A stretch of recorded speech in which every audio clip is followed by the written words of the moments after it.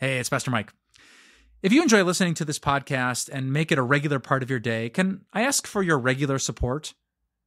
We really can't make any of our sermon series or devotions without the continual support of friends like you. Time of Grace, in case you didn't know, is 100% donor funded, meaning it is your gifts that make it possible for us to use television and print and digital media to share the good news of God's amazing grace. Just click on the link in the episode notes, and thank you for all of your prayers and all of your support. God bless. How would you define temptation? I recently asked some kids that question, and I got some interesting answers. One said, it's like reaching for another treat or another cookie, and you know that mom and dad don't want you to have it.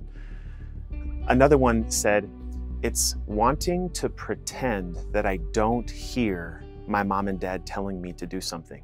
Think about that. Wanting to pretend that I don't hear my mom and dad telling me to do something. That's pretty astute. Another one said, it's walking towards something when I know that it's a bad thing. Would you agree with those definitions? The age range was about 7 to 17, and sometimes kids can say the craziest things, but I think you might agree with those definitions. They can say some pretty wise things. How would you define temptation?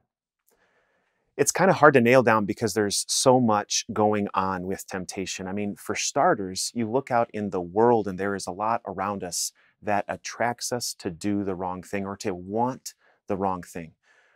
It's like a pathway here and a pathway there. It's trying to allure us. And there's so many things out there that we know, although they're attractive, they're not good for us.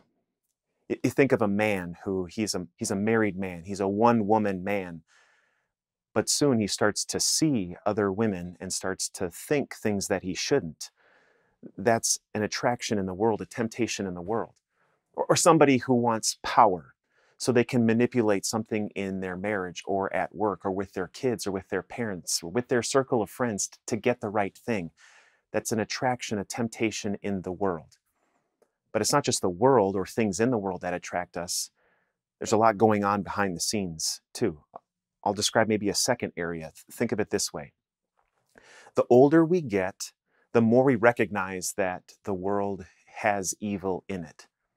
I never met somebody who was in their 80s, 90s, or even over 100, and I have asked many of them, what do you think about the condition of the world? They always say, it's getting worse.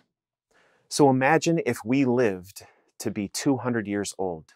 Do you and I think that if we live to be 200 years old, that at that point we would grow to learn that the world is becoming a better place?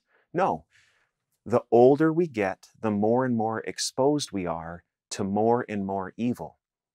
In other words, that evil is there. We just grow to learn, unfortunately, more and more about it. And if the older we get, the more and more we recognize evil, then how big is that evil? Yes, it's hard to talk about, but deep, dark evil, in fact, the source of evil himself, the devil, lurks around, leading us, trying to tempt us to do the wrong thing with the goal of ultimately trapping us and getting us. And there's a third area too, that's not easy to talk about, but it's true. It's ourselves. There's a part about us that we have to admit that wants the wrong things at times. I can prove it to you with a simple test. Have you ever had regret? Yep, that's all of us. And what is regret except knowing that you pursued something and you shouldn't have? That it promised something good, but turned out to be quite bad.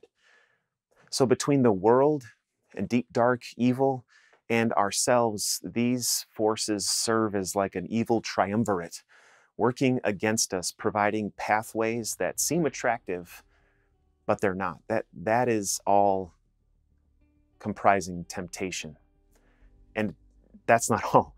It attacks us in unique ways too. You see, we're not just insular beings. We have a body, we have a mind, we have a soul. And so our body is attracted with things, whether it's sexual or physical temptations or addictions. Our mind is attracted to things that aren't helpful, like anger and resentment, a grudge or bitterness, etc. And our soul even is tempted in certain ways. like when we have a deep longing that's hard to nail down physically or mentally.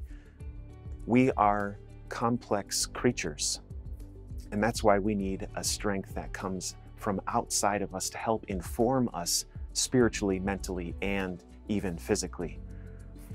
Jesus gives us a good place to turn to. When he was praying in that Garden of Gethsemane before he died, before he was captured, he was telling his disciples something about temptation and also about who we are. He said, "Watch and pray, for the spirit is willing, but the body is weak." God promises and provides a spirit, a source of strength from none other than himself to encourage us and even inform us mentally and physically. According to our weakness, we're tempted in many ways, things that look attractive and aren't in our best interest. But God himself promises and provides a spirit that will help us in that time of need. Look no farther than the one who says those words. He doesn't just say, watch and pray, don't fall into temptation. The spirit is willing, but the body is weak, so buck up. That's not what he's saying. Look no farther than the one who actually overcame temptation in that very moment. Praying for strength and then overcoming temptation all the way to the cross to pay for every time we never have overcome temptation. Look no farther than the Savior who promises to be with us in those dark moments, those challenges. Every time there is a pathway that leads to the wrong thing. Yeah, the spirit is willing, but the body is weak. But thankfully, we have a Savior who helps us, whether we are being tempted by the world, any sort of evil, or even ourselves. He is our strength when we are weak.